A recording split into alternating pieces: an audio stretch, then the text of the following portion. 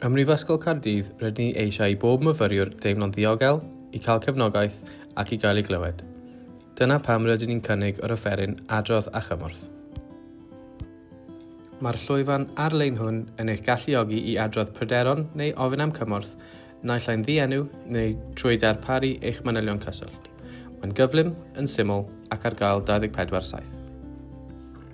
Gallwch cael mynediad at yr offeryn hwn trwy'r femrwyd I fyfyrwyr, ap myfyrwyr Prifysgol Caerdydd, neu'n uniongyrchol drwy borwr gwe.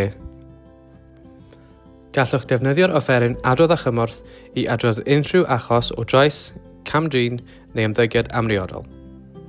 Neu, os oes gennych pryderon sylweddol am eich iechyd meddwl a lles eich hun neu rhywun arall.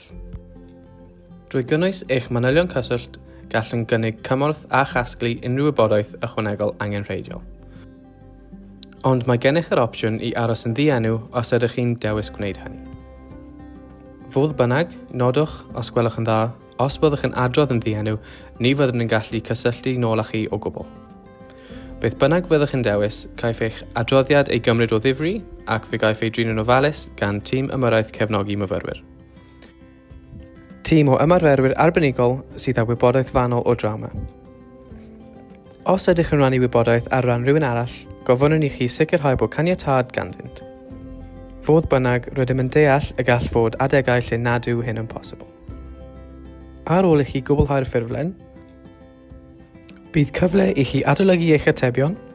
Os byddwch ar y pwynt hwn yn newid eich meddwl ac eisiau adrodd yn ddienw yn lle hynny, gallwch glicio'n syml ar rug y dudalen I wneud hynny a chadwch wybodaeth. Ar y pwynt hwn, ni fydd eich manylion cyswllt yn cael eu cynnwys. Gallwch wneud yr un peth i'r gyfeiriad arall drwy ychwanegu eich manylion pan ofynnir I chi wneud hynny.